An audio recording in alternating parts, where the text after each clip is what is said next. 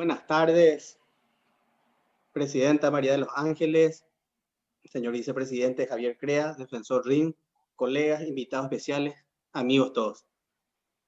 Dicen que la caridad comienza por la casa, entonces cuando pensamos qué tema íbamos a ir abordando o a tratar en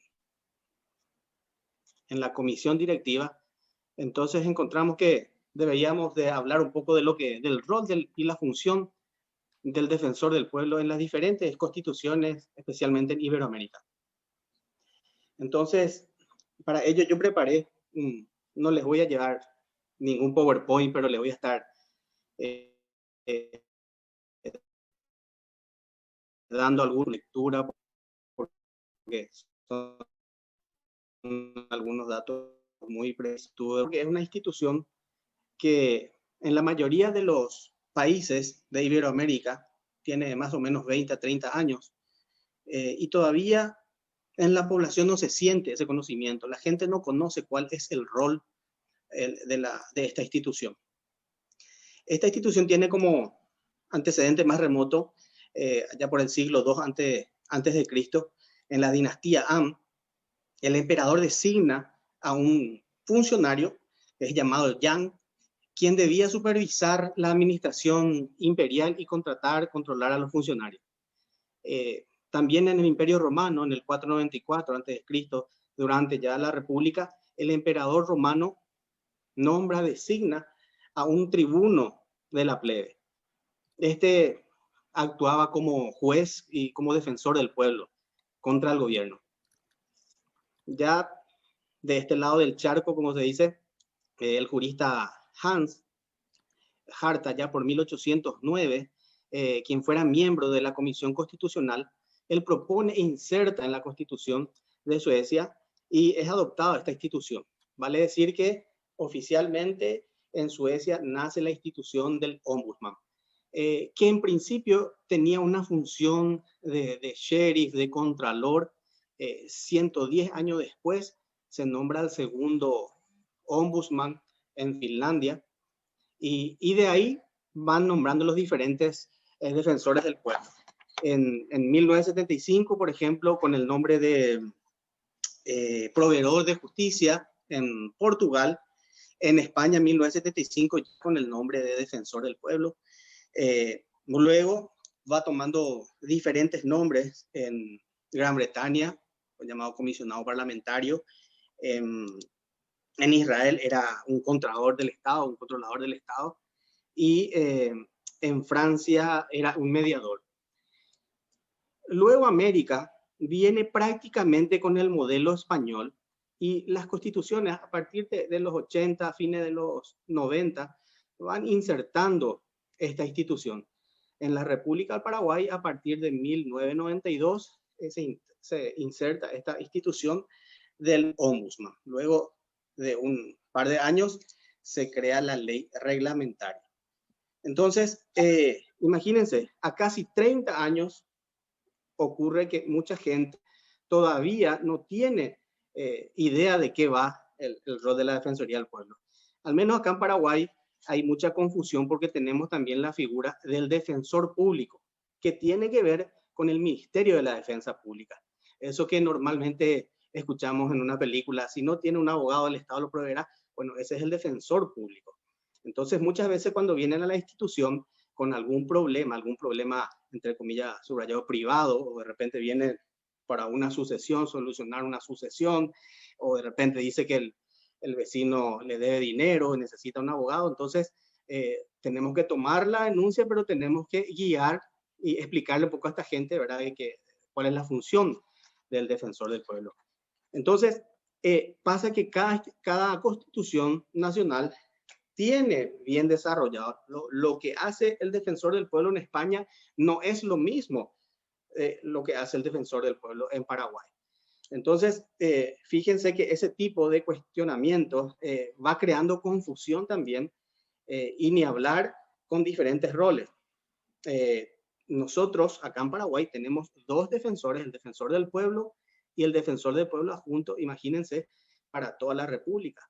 Son 17 departamentos, 406.752 kilómetros cuadrados, que tenemos que estar viendo algún reclamo o hacer alguna canalización de ese reclamo popular.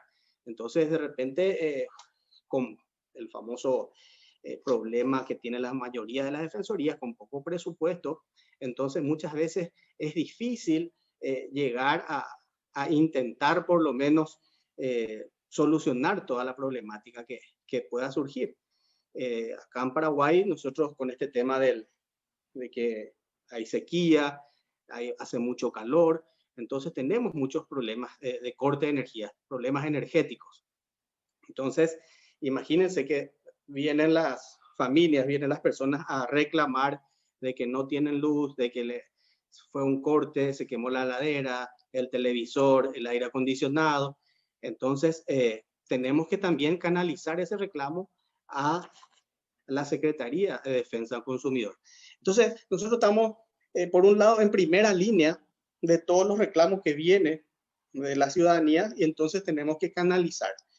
De un tiempo a esta parte estamos teniendo serios problemas ambientales con el tema del cambio climático, etcétera, etcétera, y ni hablar, vamos a llegar a eso, a lo que fue todo esto en tiempos de COVID.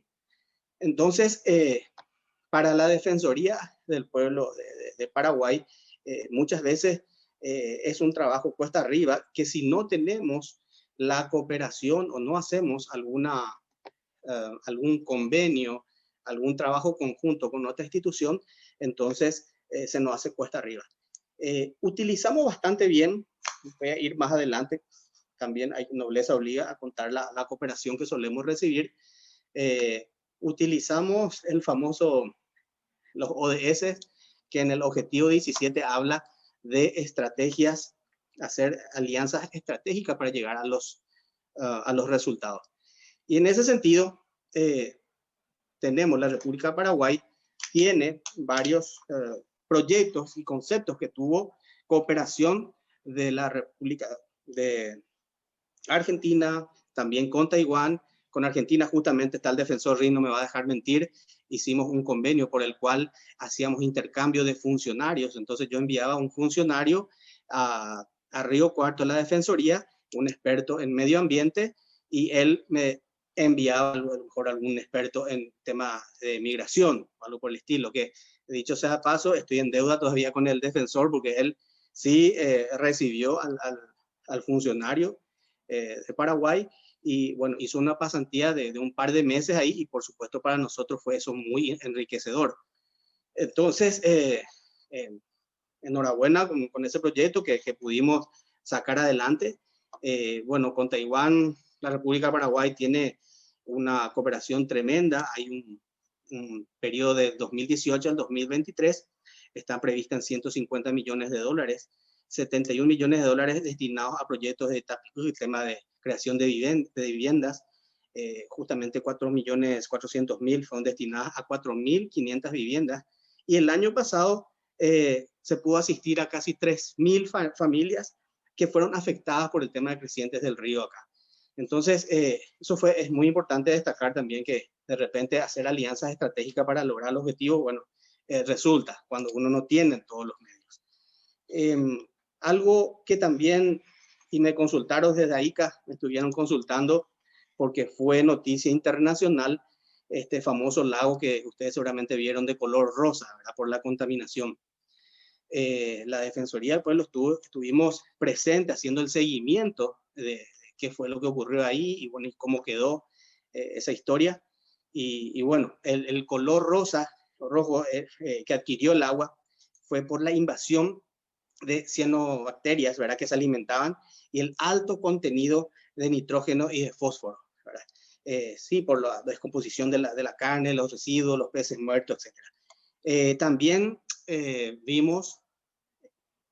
consultamos al MADE, que es nuestro Ministerio del Ambiente, y bueno, ellos nos reportaban de que había alto contenido de cloruro y sulfato de sodio, que son utilizados para conservación de cuero. O sea, había algunas curtiembres que vertían sus residuos, caían al lago, etcétera, y eso fue lo que llevó a la contaminación. Entonces, a partir de ahí, esta sí me voy a permitir leer para que vean lo que de repente estuvimos indagando para llegar al fondo de esto que para nosotros fue muy grave. Y esto ocurrió a 25 kilómetros de la capital de Paraguay. La posición desde la Defensoría fue la de recomendar que independientemente de las sanciones administrativas y penales que correspondan, es fundamental maximizar esfuerzos en mecanismos de recuperación, remediación, considerando la Constitución Nacional, que no solo habla de indemnizar, sino de recomponer. En cuanto a lo administrativo, el 23 de octubre del corriente, el MADES, Ministerio del Ambiente, rechazó el recurso de reconsideración planteado por la firma individualizada como supuesto responsable contra el sumario concluido en su contra, donde resolvió multar a la misma con 20.000 jornales mínimos. Aproximadamente estos son $240.000 de multa a la empresa que estuvo contaminando este lago. Y se mantuvo firme la cancelación de los efectos de declaración de impacto ambiental. Es decir, no se les renovó la licencia ambiental, la declaración de impacto ambiental, mal llamada licencia ambiental, según la ley de 94. El proceso penal continúa con la defensa argumentando que no corresponde culpar únicamente a esta industria en particular, habiendo otras alrededores que pueden ser de igual o más contaminantes. Respecto a la recuperación, sí existe un equipo técnico a cargo, aún no se da cuenta de un plan de afición definitivo.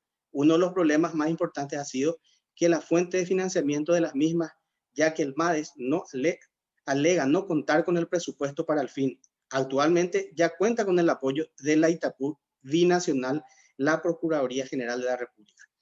Entonces, de manera que esta fábrica que estuvo contaminando tuvo una sanción, una multa que prácticamente oscilan los $250.000, $240.000. Pero nosotros desde la Defensoría todavía estamos viendo que esta gente pueda hacer algo. Nosotros no nos interesa la sanción pecuniaria, sino más bien que eso vuelva a su curso natural, como dice la Constitución Nacional, recomponer. Entonces, eso por un lado, porque eso internacionalmente es lo que más nos requirieron hasta ahora. Incluso me habían dicho ahí si me escribió DiCaprio porque estaba por venir a hacer un material acá a Paraguay. Bueno, pero le quería comentar que la Defensoría del Pueblo estuvo presente y bueno, hasta ahora estamos trabajando en ese contenido. Señalaba que la problemática medioambiental abarca un amplio repertorio de temas en Paraguay y en todo el mundo. Contaminación de agua, lagos, arroyos, ríos, manantiales naturales, uso de la tierra, contaminación sonora, ruidos molestos y visual, cartelería comercial, localización de antenas, denuncias sobre existencia de PCB. PCB son estos transformadores que tienen bifenilos policlorados, que serían unos refrigerantes que tienen estos transformadores y que son altamente cancerígenos. Actualmente ya no se fabrica, ya no se utiliza esto en el mundo.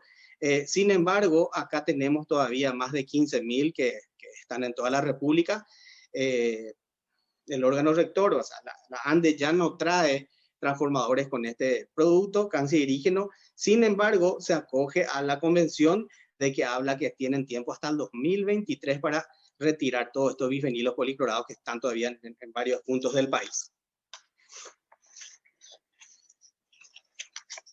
También quería comentarles que la Defensoría del Pueblo en Paraguay tiene como misión, entre comillas, subrayado, porque es algo que devino, con el tema de la dictadura comprendida en Paraguay de 1989, 1954, 1989, sale una ley donde indemniza a las víctimas de la dictadura comprendido en ese periodo por motivos políticos y religiosos. Habla la ley. Entonces, a la fecha, tenemos más de 12.000 expedientes todavía. Y para que tengan una idea, las resoluciones que se firman hoy día, recién esa víctima va a cobrar dentro de 2 o 3 años porque tiene que entrar en el presupuesto general de gasto del Estado. Vale decir que esa resolución que hoy sale y queda firme, probablemente se va a estar pagando en 2 o 3 años. Y estas personas, ese es el problema que hay, el tema social, porque estas personas que de repente llegan a a los que pueden llegar hasta la defensoría, dicen, bueno, yo necesito ahora, ahora tengo que pagar al médico, estoy con un cáncer, estoy con esto, con aquello, entonces no me sirve a mí la plata en 2, 3 años, necesito ahora. Entonces es también muy difícil justipreciar ese daño porque ocurre que hay de repente personas o vecinos que dicen, ¿por qué a mí se me pagó esto nada más, 1000 jornales, que son más o menos $10.000? Y este que tiene el mismo caso que tengo yo, cobró 15.000. Entonces, es difícil de justipreciar el daño si alguien perdió la vista, el ojo, otro perdió un dedo, otra persona fue privado de su libertad 2 meses estando a oscura en un calabozo. Entonces, es muy difícil de eso justipreciar, pero eh, para que vean el alcance de que todavía hay más de 12.000 expedientes en la Defensoría del Pueblo que todavía no han sido resueltas.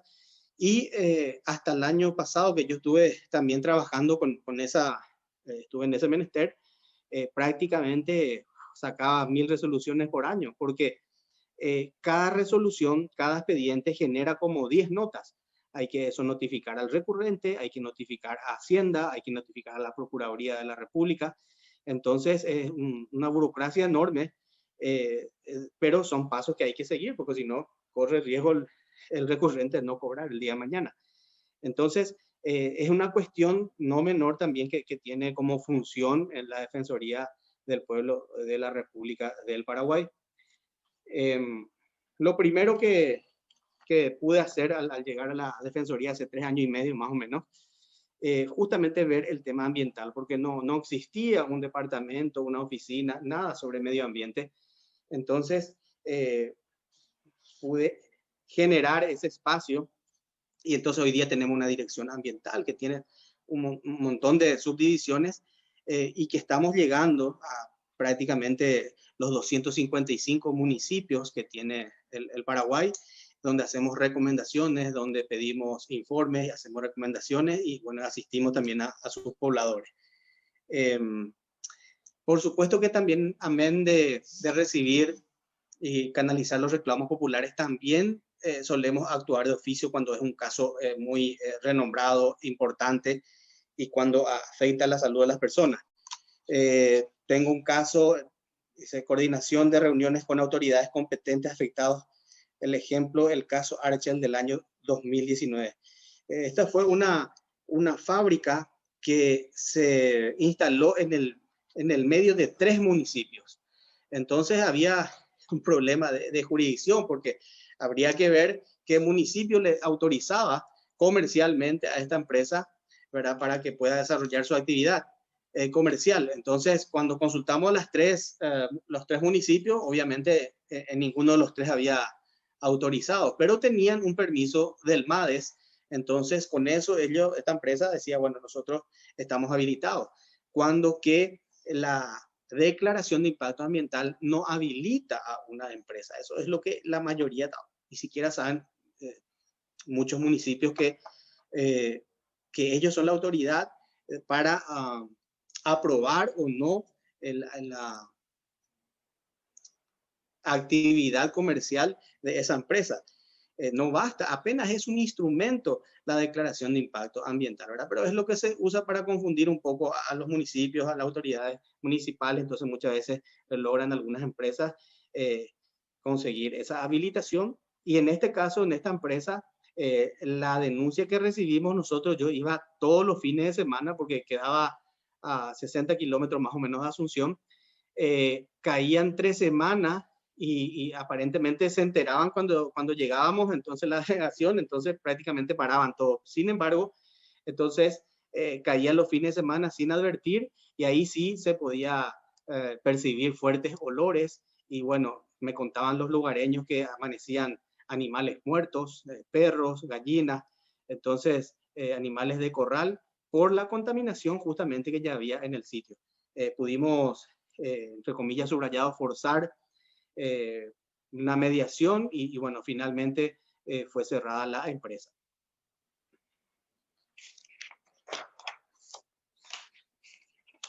No quiero olvidar. También estamos trabajando en la Defensoría.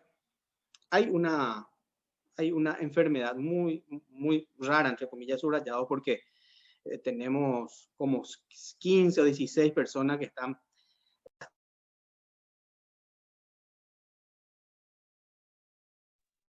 identificadas. Se llama epidermosis bullosa ampolar y sería como una quemadura de tercer grado. Entonces, estas personas necesitan una asistencia integral.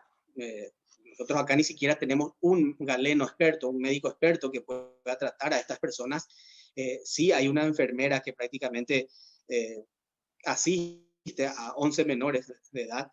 Entonces, tienen todo un protocolo para la higiene. No pueden utilizar duchas porque la ducha puede causar heridas. Tienen que estar casi siempre en aire acondicionado. Tengo algunas personas que vienen de cientos y tantos de kilómetros que tengo que hablar con autoridades locales para que le traigan en un vehículo con aire acondicionado, porque si vienen en un transporte público a lo mejor me llega sin piel acá, y entonces vienen para su asistencia. En el sector privado sí pude articular para poder asistir a estas personas, conseguía de repente aire acondicionado, conseguía una bañera, porque necesitan esas bañeras, esas tinas para la higiene, porque las duchas les hace daño. Entonces estaba con ese trabajo. También estaba trabajando muy de cerca con los protocolos del TEA, trastorno espectro autista, con las personas con síndrome de Down. Y ahora el proyecto que estoy trabajando a full con algunos parlamentarios justamente es la creación de un ministerio de adultos mayores, ¿verdad? Como tiene en Italia de la tercera edad. Y bueno, estamos viendo eso, dónde insertar, si es que se puede insertar a partir del año que viene, que entre en el presupuesto general de gastos.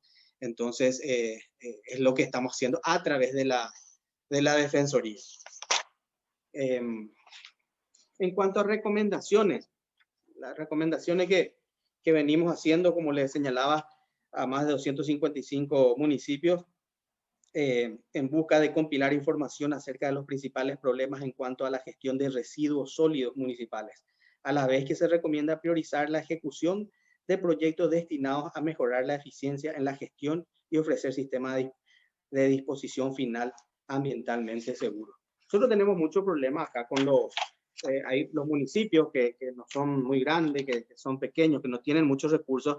Algunos ni siquiera tienen un vehículo que pueda... Algunos tercerizan, algunos consiguen y pueden pagar, ¿verdad?, un vehículo para que pueda recoger la basura. Pero hay muchos municipios que ni siquiera tienen eso. Entonces, en el mejor de los escenarios le están indicando a su ciudadano que entierren, ¿verdad? Pero realmente es un problema que tenemos acá con la disposición final. Imagínense, nosotros tenemos un vertedero desde la Defensoría hace tiempo estamos peleando, entiendo, y estoy charlando muy de cerca con el intendente de Asunción, porque es una cuestión social, no solamente un problema ambiental. Acá tenemos un vertedero al lado de un cauce hídrico, donde ningún país del mundo habilitaría un vertedero al lado de un cauce hídrico. Sin embargo, no es tan fácil cerrar porque ahí son depositados entre 800 a 1.300 toneladas de residuos diarios. Entonces, hay que tener en cuenta que hay muchas personas, muchas familias que viven de la recolección de residuos. Entonces, hablando mal y pronto, rápido y barato, de la basura. Entonces, en el escenario de que se consiga una medida cautelar y se cierre ese vertedero, bueno, ahí tenemos dos problemas mayúsculos, que son, uno, ¿qué hacemos con las 1.000 toneladas de residuos de basura que tenemos que depositar en algún sitio? Y segundo, todas estas familias que van a quedar sin trabajo, porque ya lo decían en la Convención de Johannesburgo, para que un proyecto sea sustentable tiene que descansar sobre 3 patitas: lo ambiental, lo económico y lo social. Si una de estas patitas no funciona, entonces no puede ser sostenible y va a ser un problema al final para las personas.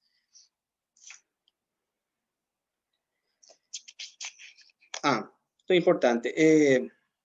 Venimos impulsando el proyecto de creación jurisdiccionales de juzgados, tribunales en medio ambiente y derechos humanos.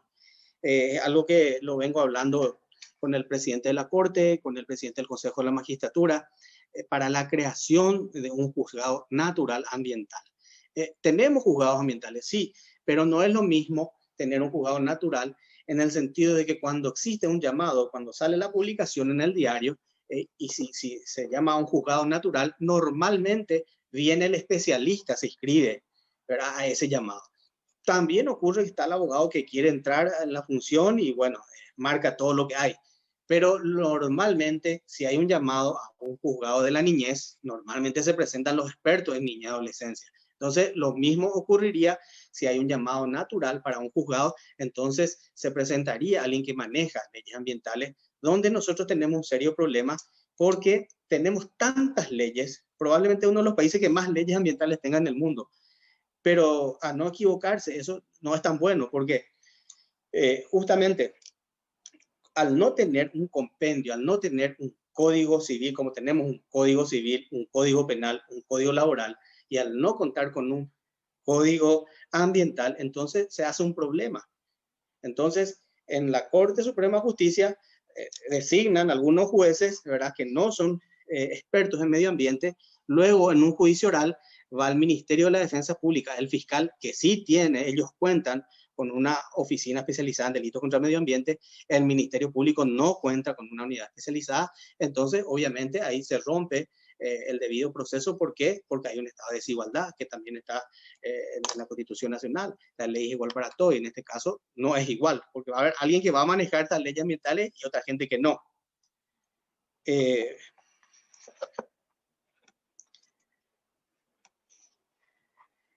En atención a los derechos humanos, al agua y al saneamiento reconocidos explícitamente a través de la Resolución 64292 de la Asamblea General de Naciones Unidas y en congruencia con el Objetivo de Desarrollo Sostenible, ODS 6, agua limpia y saneamiento, bajo el principio de no dejar a nadie atrás, como promesa central y transformadora de la Agenda 2030, solicité la provisión de agua para consumo y aseo personal en un centro de reclusión de personas sometidas a procesos judiciales.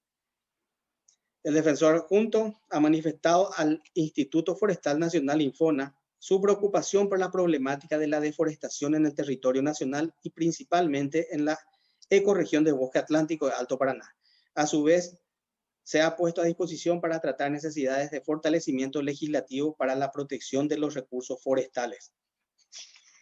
Esto tiene que ver con, fui a la penitenciaría y bueno, le estaba comentando que de repente acá tenemos corte de luz, de repente tenemos problemas con el agua. Entonces fui a ver in situ, constituía a ver cómo estaban unos reclusos y había un caso de dengue o dos. Entonces, de ahí que mi preocupación, fui a ver cómo estaba y me habían manifestado ellos que a partir de tal hora recién tenían agua potable, no tenían para beber, tenían que comprar. Entonces apenas era una gestión, porque al día siguiente fui a gestionar, ¿verdad?, con la ESAS, que es acá la institución responsable, y ellos enviaron carros hidrantes para que puedan tomar duchas, enviaron aguas embotelladas. Al final era solamente una gestión. Y bueno, también hablamos con CENEPA para que vayan a fumigar y bueno, que no se propague, porque acá en Paraguay, como bien señalamos anteriormente, hay mucha humedad y bueno, de ahí muchos mosquitos, ¿verdad? Y bueno, el dengue sí fue una preocupación también casi igual o más grave que el COVID, porque tuvimos un alto índice de mortandad nosotros en años anteriores. Bueno, finalmente, haciendo un popurrí de las principales cosas que venimos abordando, me quedo con las buenas prácticas que estamos haciendo con las diferentes defensorías del pueblo de Iberoamérica y trabajando muy bien con diferentes defensorías. Justamente trabajamos muy bien con el doctor Ismael Rin. En tiempos de COVID, la vez pasada, estuvimos articulando con el defensor de Jujuy, porque habían unos colectivos que quedaron varados ahí, unos camioneros. Entonces articulamos, enseguida nos avisamos y bueno, y cada uno de donde les toca puede articular alguna que otra gestión y podemos sacar las cosas, ¿verdad? Justamente con el defensor Riz también solíamos ver unas cuestiones de personas que estaban privadas de su libertad y bueno, y vemos acá también con la Embajada de Argentina, yo suelo hacer las visitas, a ver si hay algunos argentinos que están, cómo está el debido proceso, entonces les llevo la nómina más o menos la situación en que está, ese tipo de cosas que estamos ya prácticamente dentro de las defensorías del pueblo, estamos agrandando, entre comillas, subrayado nuestras funciones. Porque finalmente, como dijo hace poco, y no viene por un tema religioso, sí, solamente como actor internacional menciono al Papa Francisco, cuando hablaba también él que justamente tenemos que los derechos humanos trascienden las naciones. Imaginémonos un mundo sin frontera, dice, pero en el sentido de que podamos pasarnos la mano y podamos no solamente ser defensores de pueblo o defensor de derechos humanos de Paraguay, de los paraguayos. No, yo tengo que ser defensor del pueblo, de los derechos humanos, o sea paraguayo, argentino, chino, qué sé yo. Entonces, creo que de eso va.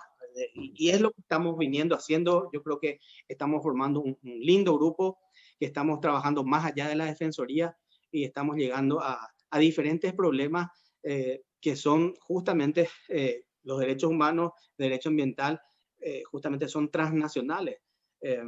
Entonces, el problema de la quemazón no fue solamente en Argentina, no fue en Chile, no fue en la Amazonas, fue en Paraguay y fue regional, pero al final es un problema de todos. O sea, todos tenemos que poner nuestro granito de arena, ¿verdad? Desde donde nos toque, ¿verdad? Repito, este es un ambiente, es la única casa que tenemos y tenemos que cuidarla entre todos. Todavía nosotros no podemos ir a vivir a la luna, todavía no podemos hacer. Entonces, es la casa. Si una persona tiene problemas con la oficina, tiene problemas de electricidad, tiene problemas de agua, bueno, entonces va a otra oficina, alquila otra oficina, otro edificio y no pasa nada. Pero nosotros no podemos pegarnos el lujo porque es el único sitio donde nos desarrollamos, donde vivimos y tenemos que cuidarla entre todos. Entonces, yo con esto voy terminando. Disculpen si faltó algún tema, igual me hacen la pregunta después, pero traté justamente de abordar genérico y de no ir a un PowerPoint que iba a quedar un poco medio encerrado ahí. Entonces quería hablar un poquito de todo, un popurrí y de los problemas cotidianos que realmente nos vienen en la Defensoría. Entonces, enhorabuena, agradezco a AICA y bueno, y a todos los que pudieron inscribirse y estar presentes y a las órdenes y a las preguntas que tengan también. Javier, Ángeles, paso al defensor Rin la palabra. A vos, a María de los Ángeles, a AICA por este espacio. Agradecer a todos, a todas quienes nos están acompañando en este espacio de intercambio de ideas, de reflexión, de poder un poco contar sobre nuestra institución. Quiero hacer un saludo especial al doctor Raúl Montero de Alba, que lo veía recién conectado. José Raúl, un amigo procurador de derechos humanos de Guanajuato, México, así que es un gran gusto que nos acompañes en esta tarde de Argentina y de México. Yo voy a tomar un poco agradeciendo el panorama que el doctor Vera Bordaberry nos trae desde Paraguay, nos ilustra con las distintas actuaciones, actividades, y un poco tomando la primera parte de su exposición cuando nos hace referencia al origen de la figura del Ombudsman y cómo se fue desarrollando. Yo voy a tomar la primera figura nacional del Ombudsman o defensor del pueblo. En nuestro continente tiene distintos nombres que ya vamos a ir repasando. En 1977, Puerto Rico. Ese es el hito nuestro, digamos, continental, en organismos nacionales, ¿no? En organismos locales, porque esta figura luego, digamos, va tomando distintas dimensiones. Las dimensiones que va tomando es la que le permiten o le proporcionan los estados, ¿no? Los estados de la organización política de los estados. En Argentina, por ejemplo, tenemos una organización de Defensoría del Pueblo que tenemos el Defensor del Pueblo Nacional, un nombre que viene de otra época también. Después podemos hablar del lenguaje en las Defensorías del Pueblo. La institución en Argentina se llama el Defensor del Pueblo. Todos entendemos que ya es un nombre carente digamos, de perspectiva de género. Por ejemplo, nuestro amigo José Raúl su institución se llama la Procuraduría de Derechos Humanos de Guanajuato, y así en México tenemos una organización también federal que permite el desarrollo a través de comisiones de derechos humanos que son defensorías del pueblo.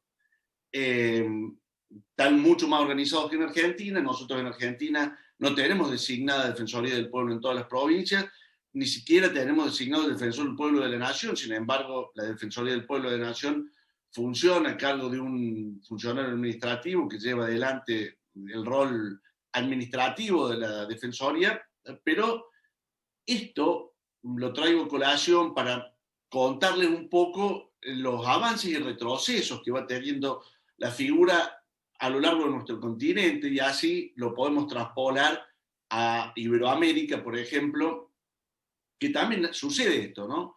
En España, por ejemplo, ha habido un retroceso de muchas defensorías del pueblo municipales. Sin embargo, por ejemplo, de 2006 a 2016 se han creado un número significativo de defensorías del pueblo con distintas denominaciones, como síndics de greuges, defensores de vecinos, en el marco de la comunidad catalana, donde tiene distintas figuras, con la curiosidad que el defensor de los vecinos, o hay un defensor de vecinos catalán, que es la población más pequeña que cuenta con esta institución, que representa 1.100 vecinos.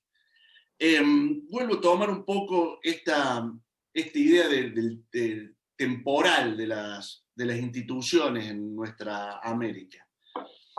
Sin lugar a dudas, hay una disputa dónde fue la defensoría más vieja, dónde estuvo el origen genético, casi como buscar el primer hombre, ¿no? Buscar la primera defensoría. Los colombianos nos traen sus personerías, que hablábamos antes de empezar la charla. Las personerías colombianas son unas defensorías del pueblo muy especiales porque son designadas por concurso público. Ya vamos a entrar también un poco a las características, intentar definirnos a través de características. Son designados por concurso público. Hay más de 1.100 personerías en Colombia. Cada uno de sus municipios tiene su personero. Se nombra de manera regular. No hay ningún tipo digamos, no pasa como pasa en los procesos argentinos, donde como un proceso concursal administrativo con una ley única, eso funciona de manera casi automática, donde convive con un defensor del pueblo de la nación que ha sido designado recientemente en Colombia, un estado unitario, ¿no? que carece, por ejemplo, de defensorías provinciales, que, por ejemplo, en México, como recién les decía, las defensorías del pueblo estatales o las comisiones de derechos humanos tienen una relevancia, una significancia muy grande en la trinchera de defensa, promoción, educación de derechos humanos. Nosotros tenemos un modelo institucional como Defensoría del Pueblo, un modelo institucional que ha sido definido en 1993 por un documento que es una resolución de Naciones Unidas, que son los Principios de París. Los Principios de París, no me voy a detener mucho en ello, pero es lo que define nuestro modelo institucional, ya sea de la defensoría más pequeñita hasta la defensoría más grande de un país. Esto ha sido, para mí ha salido un documento superador donde ha participado un gran jurista argentino que hoy vive y justamente el día de hoy cumple 50 años de su egreso de la Universidad de Buenos Aires, el doctor Carlos Constella. Ha participado del documento del Comité de Venecia. El Comité de Venecia es un órgano consultivo del Consejo de Europa que ha hecho un documento un poco reavivando algunos de los temas y los ejes que tomaba el documento que se conoce como los Principios de París. Y tenemos también unas distintas organizaciones, pero una organización, digamos, madre de las instituciones nacionales de derechos humanos o de las defensorías del pueblo a nivel mundial, una alianza global que es el GANRI, por sus sílabas en inglés. El GANRI funciona de alguna manera emparentado con Naciones Unidas y tiene un ordenamiento burocrático, un mecanismo de funcionamiento de la elección de autoridades, y también tiene una manera si se quiere, burocrática, a lo mejor puede resultar no muy transparente, pero bueno, está ahí, de categorizar también las distintas instituciones nacionales. En toda América hay distintas expresiones nacionales de instituciones de derechos humanos. Tenemos, por ejemplo, la uruguaya, que es una institución colegiada, donde hay 5 directores. También tenemos la chilena, donde realmente se discute si hay o no ombudsman. En Chile porque son 12 directores, designados de distintas maneras, digamos, no muy ajustados a lo que son los principios de París. En Bolivia tenemos una defensora del pueblo a cargo de la defensoría, la defensora adjunta, pero a lo largo de lo ancho de nuestro continente realmente, digamos, podemos referirnos a 3 casos puntuales muy focalizados, que es el caso de Venezuela, Nicaragua y Cuba, donde GANRI, por ejemplo, Cuba, por razones obvias que no vale la pena, por lo menos en este ámbito, en este momento, profundizar, pero es una discusión muy interesante, no tienen institución, y Nicaragua y Venezuela han sido descendidas de categoría. Dentro del organismo de GANRI tiene categoría A, categoría B. Las defensorías del pueblo de estos 2 países han sido bajadas de categoría. Bueno, simplemente como para dar un modelo institucional, le recomiendo la lectura de estos 2, a quien le interesen un poco este tipo de instituciones, y espero poder despertar un poco la curiosidad, estos 2 documentos que son realmente muy, muy interesantes. Vuelvo a repetir, los principios de París y los principios de Venecia. Las características, bueno, me voy a referir a 5 características, yendo un poco a el doctor Guillermo Escobar Roca, un estudioso realmente de esta institución. El doctor Escobar Roca pone la primera de las características a las que se refiere es la forma de designación. La forma de designación va directamente relacionada con la independencia, ¿no? Esto que es otra de las características de la institución. Es decir, bueno, si al defensor del pueblo lo designamos de tal manera, debería esto garantizarnos, por otro lado, la independencia de esta institución, cosa que en la realidad todos sabemos que es muy difícil, porque, digamos, casi depende de una decisión personal, ¿no? Por supuesto, hay que tener las herramientas institucionales adecuadas, pero bueno, digamos, la independencia es uno de los desafíos de nuestra institución. La designación, nosotros tenemos distintas designaciones, generalmente la designación parlamentaria, que se ve incidida o agravada, lo que vemos en Argentina, por ejemplo, porque generalmente son mayorías agravadas que son muy difíciles de buscar y nos lleva a lo que se llaman cuotas ciegas.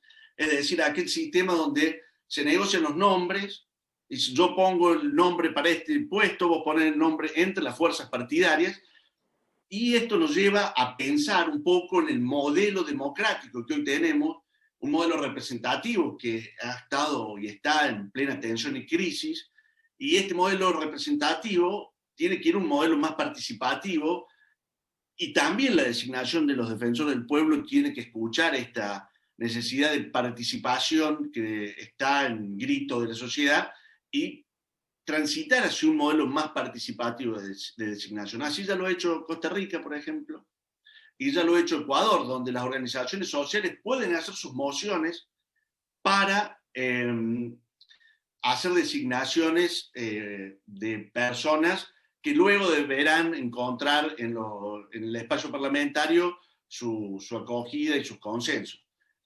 Dentro de la cuestión local encontramos la verdad que sería muy difícil repasarlo, pero encontramos un sinnúmero de formas de designación de defensores. Hay defensores, por ejemplo, en Colombia, donde son propuestos por el presidente.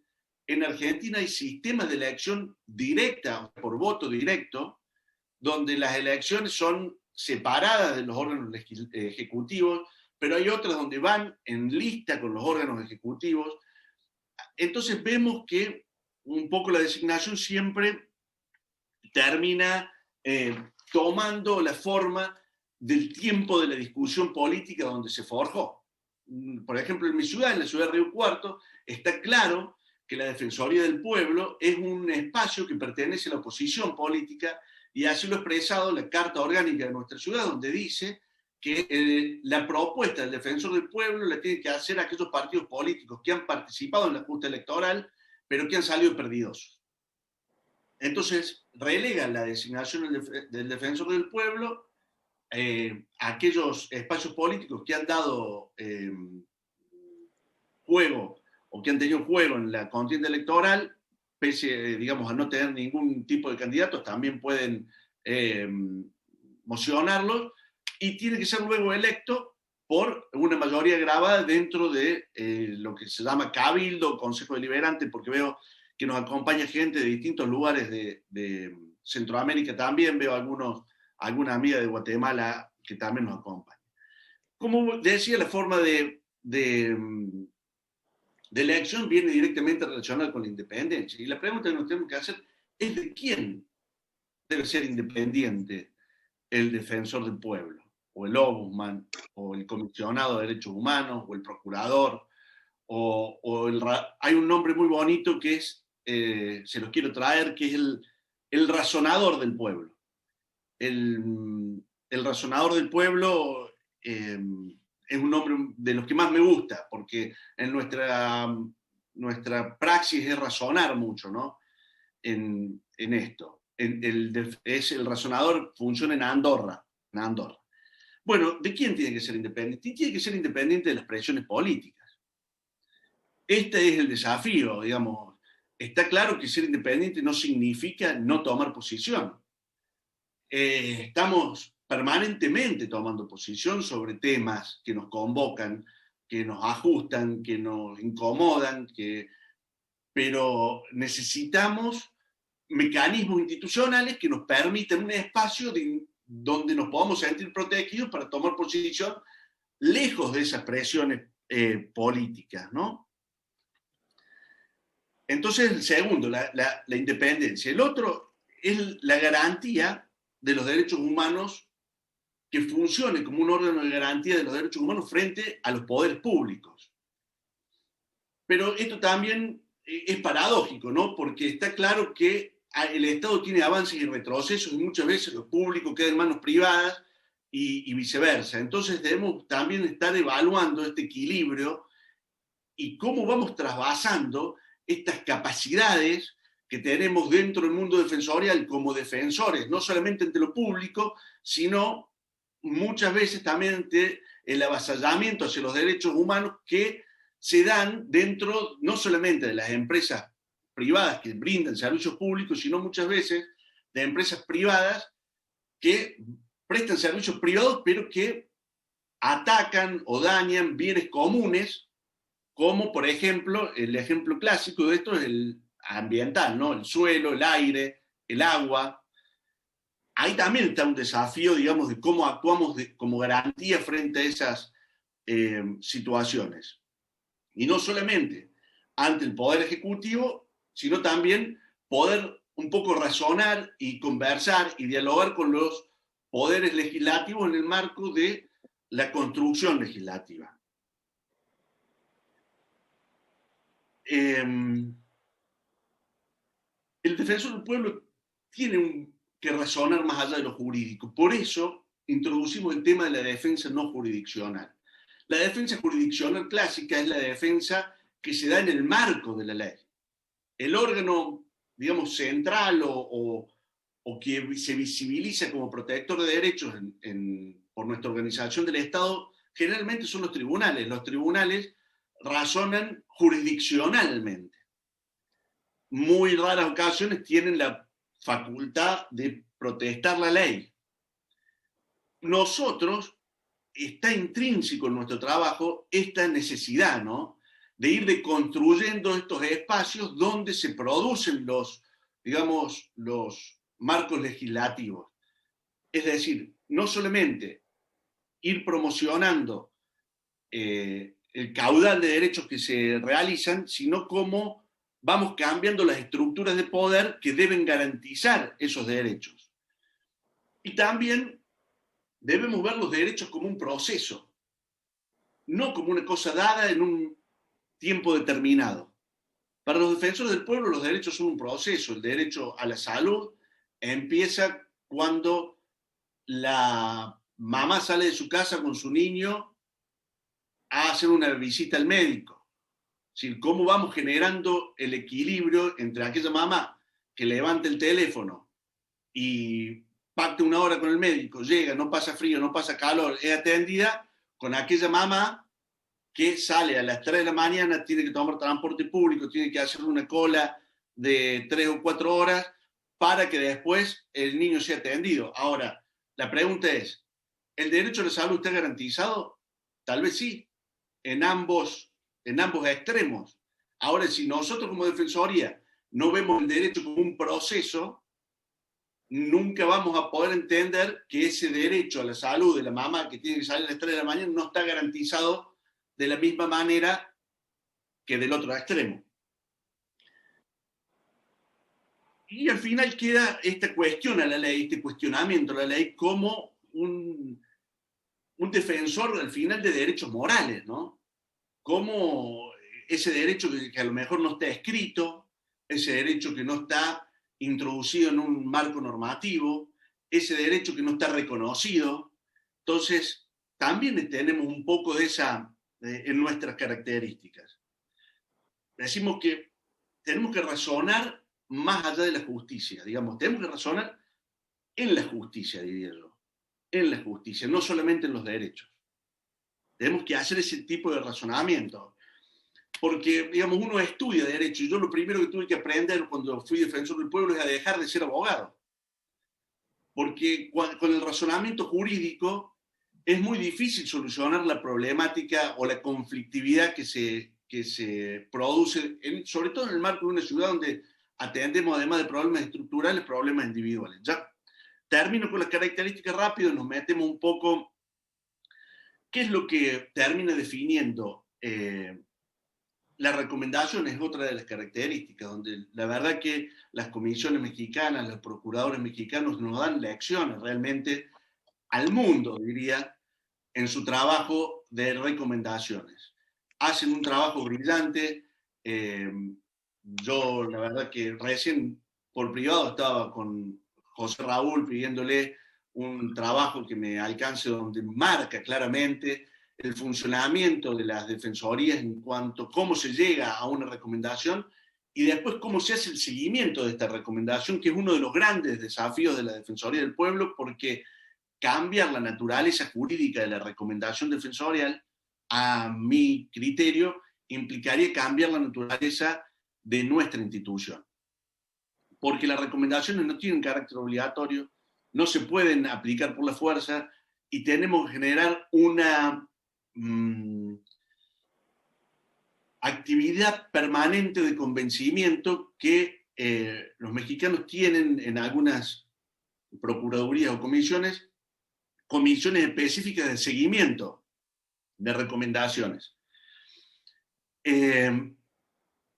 Por último, diría como quinta característica es la informalidad.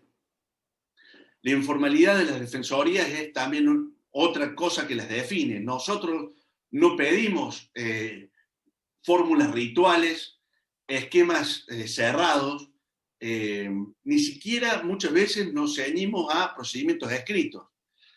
Por eso también nos ha permitido esta pandemia ser flexibles, adaptarnos, generar, digamos, esquemas adaptativos mucho más potentes para operar en territorio, tener esquemas o redes de trabajo ya tendidas que no implican grandes procesos rituales, diría ninguno, para poder recepcionar quejas, denuncias y reclamos.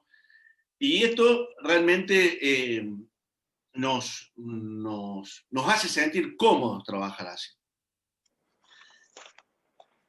Bueno, creo que estas 5 características nos pone en la protección no jurisdiccional de los derechos y cuáles son los caminos que nosotros debemos tomar para tirar del hilo necesario que, digamos, que visibilice. Yo creo que las defensorías del pueblo son lugares donde se debe potenciar el problema, nunca obturar. Hoy estamos ahí con algunos temas de mediación, que la mediación es muy interesante, los mecanismos restaurativos, que también las defensorías nos hacemos muchos de esos mecanismos, pero siempre con la perspectiva de no obturar el problema. Cuando, por ejemplo, hablamos de temas ambientales, nosotros tenemos que, a lo mejor, no somos el organismo de solución, sino de visibilización y de encontrar los canales desde donde se soluciona ese problema. Pero nunca debemos, bajo ninguna circunstancia, en pos de darle solución a un problema, obturarlo. Esto también es central, definitivo, y forma parte de la naturaleza de las defensorías. Y sin duda, las defensorías del pueblo se cuecen en el caldo de la falta de acción de los organismos del Estado que necesitan funcionar de manera como ente de control. En Argentina, para quienes son argentinos, puedo dar una lista de nombres que todos vamos a conocer: Superintendencia del Servicio de Salud, Enargas, ENRE, ENACOM, es decir, todos organismos que funcionan, organismos de defensa del consumidor nacionales y provinciales, todos organismos que funcionan en el marco, si se quiere, del espacio de Buenos Aires, algunos, otros ni siquiera, porque tampoco tienen oficinas descentralizadas. Entonces, a quienes tenemos que defender derechos en el interior, decir una cosa muy simple, muy sencilla, como por ejemplo la no cobertura de una obra social, un vecino de la ciudad de Río Cuarto no tiene dónde ir a producir el reclamo. La brecha tecnológica impide que pueda mandar un mail a la Superintendencia de Servicios de Salud para hacer un seguimiento de un expediente electrónico. Entonces, la Defensoría del Pueblo vamos ocupando casilleros de aquellos entes de control que no van cumpliendo su trabajo mientras más nos alejamos del poder central. Tema que es para hablarlo de un federalismo dibujado que tenemos hoy en la República Argentina. Para no ser sobreabundante, yo creo que hay que plantear esta defensa en términos de desafíos, temas de vulnerabilidades, el tema del ambiente creo que es uno de los desafíos de la Defensoría del Pueblo, y después cómo articulamos mecanismos restaurativos, vuelvo a repetir, mecanismos que restauren las causas del problema. Mecanismos que restauren las causas del problema. Porque si no, no son mecanismos restaurativos, son mecanismos obturadores del problema. Porque si hay un hecho de violencia pública, entonces generamos justicia restaurativa, pedimos perdón, pide perdón el violento está bien como un mecanismo restaurativo individual, pero ese mecanismo restaurativo no puede obturar el problema de por qué se generó ese hecho de violencia. Cuando hay, digamos, violencia pública, o cuando hay cuestiones medioambientales, o cuando hay cuestiones de género, cuestiones de población vulnerable, mujeres, niños, niñas, adolescentes.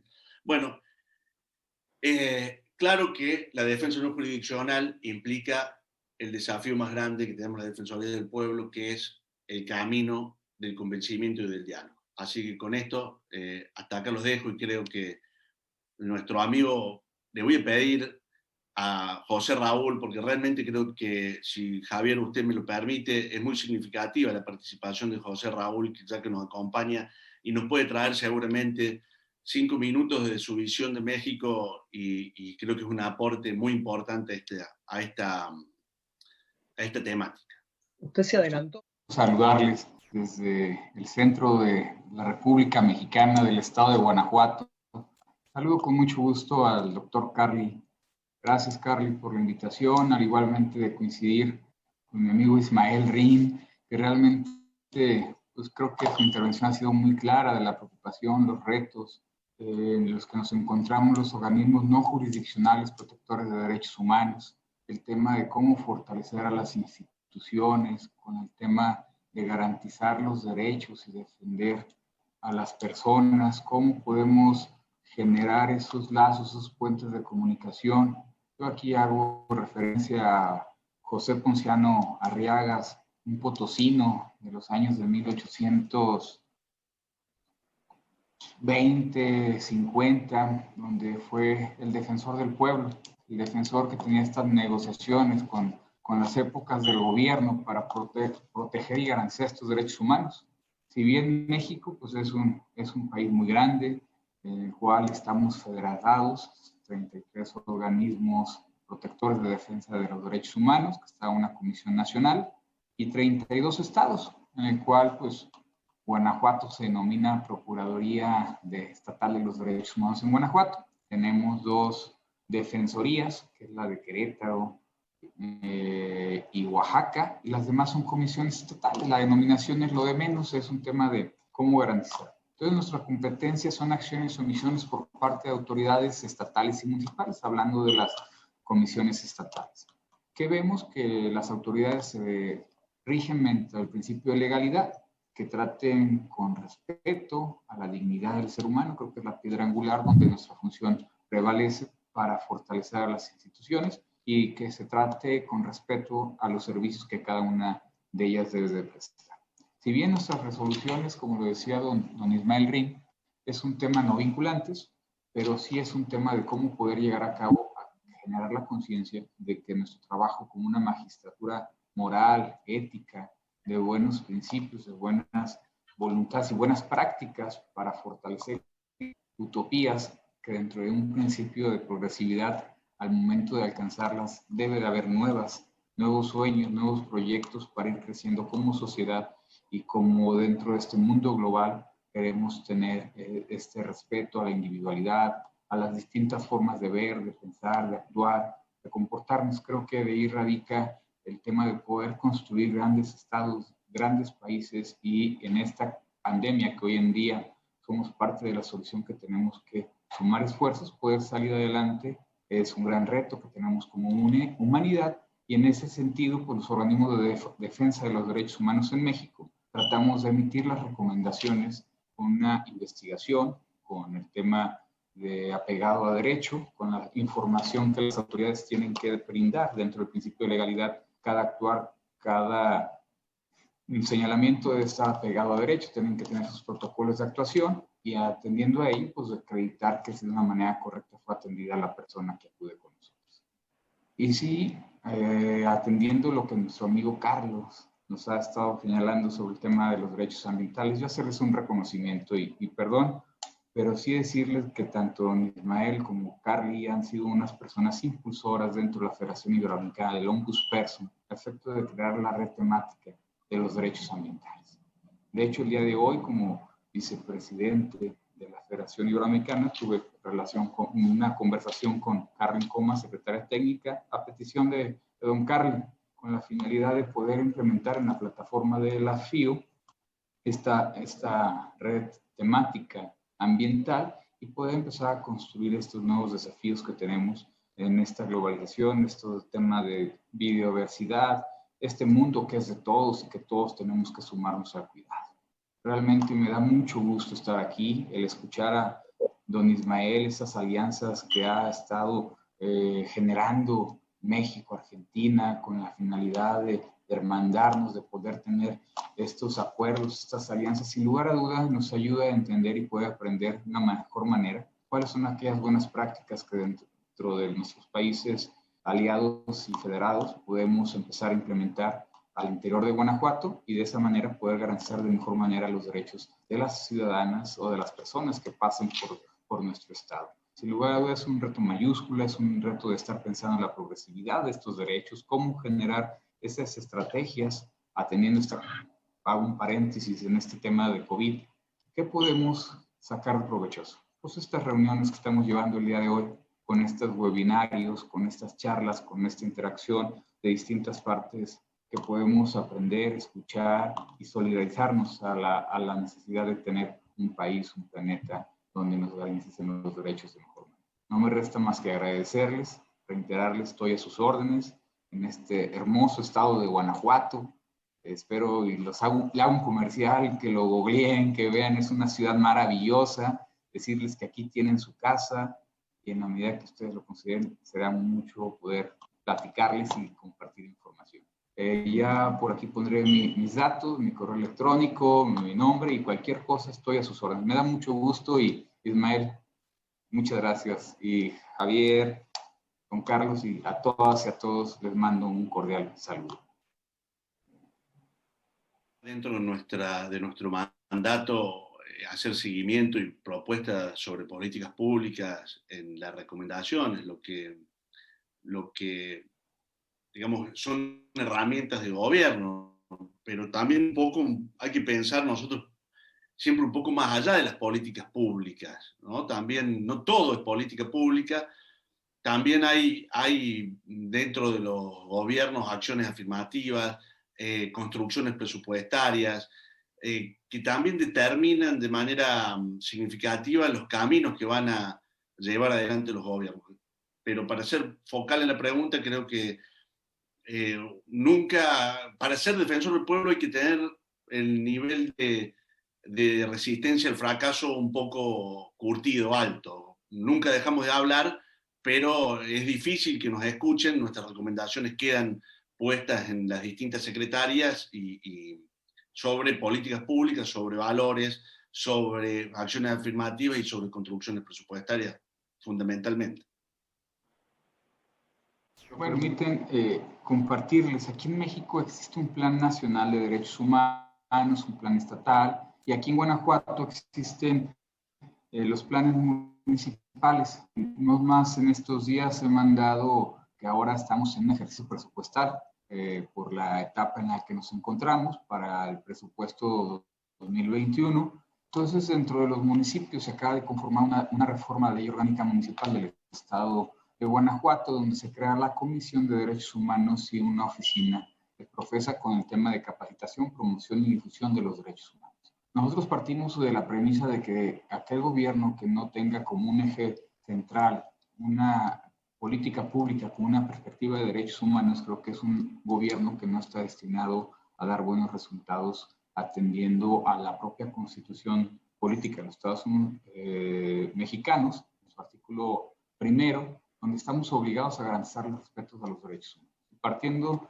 de ello, pues existen todos los tratados a la reforma del 2011, que es una reforma muy bonita para el Estado mexicano, donde nos obliga a garantizar el respeto y los tratados internacionales, que esto nos abre un abanico de oportunidades de construir y de ser imaginarios o visionarios de cómo podemos generar estas políticas públicas. Pues nosotros nos sumamos, en Guanajuato el Poder Legislativo generó una comisión de seguimiento a los objetivos del desarrollo sostenible, a la Agenda 2030, con la finalidad de no quedar a nadie atrás. Sin lugar a dudas, pues es muy problemático, como lo dice don Ismael, el tema de generar estas políticas públicas con una visión de derechos humanos, pero yo creo que dentro de esa visión que tenemos los organismos defensores de derechos humanos debemos de seguir siendo con mucha utopía y tratar de insistir de que las políticas públicas sean atendiendo a los planes internacionales, a los objetivos del desarrollo sostenible, para que estos 17 objetivos y las 234 o 39 acciones o capítulos se puedan desarrollar con una visión integral, con una mira de derechos humanos. No hubiera duda decirles que yo estoy convencido que el sistema de defensa de los derechos humanos en México existe una Comisión Nacional que tiene un marco normativo, creo que todo puede mejorarse, perfeccionarse. Es cuestión de ver cómo poder generar estos canales de comunicación. Nosotros nos atendemos a un sistema de Estados americanos, de la Corte Interamericana, la Comisión Interamericana. Tenemos un sistema establecido. Sin lugar a duda, creo que todo lo que venga a fortalecer la aplicación y la conducta de la supervisión por parte de las autoridades mexicanas, sin lugar a duda, viene a fortalecerlos. El tema existe en México, el tema de la defensa. Dentro de su competencia, las autoridades federales, le corresponde a la Comisión Nacional estar atenta de que cumplen con el Estado de Derecho, que estas recomendaciones sean para fortalecer las mismas, en los estados, pues, sabemos las autoridades municipales, estatales, existen normatividades tanto nacionales como estatales, donde cuando existan concurrencias de autoridades, la competencia será la Comisión Nacional. Entonces, creo que está establecido, creo que es bueno, creo que el sistema no jurisdiccional de defensa de los derechos humanos es un organismo fuerte. Tenemos una federación mexicana, que ahí me toca ser a mí el representante de las 33 ante la Federación Iberoamericana de Longus Perso. Entonces, sin lugar a duda, creo que existe y los mecanismos están fortalecidos. Sí existe el tema, ha sido muy señalado, atendiendo a lo que está planteando la nueva titular de la Comisión Nacional, la maestra Rosario, de darle un giro, de generar un Estado de Derecho, pero yo estaría atento. Ahorita es un proyecto, estaríamos viendo cómo vendría esa reforma, cómo se implementaría a nivel federal, qué implicaciones tendría con los estados, pero al día de hoy pues he estado checando y son proyectos, están en análisis y ya estaremos viendo, pero que existe la defensa de los derechos humanos en México, existen con los mecanismos de la Comisión Nacional y las comisiones estatales. Este es un caso de una acción de clase, es el único de los casos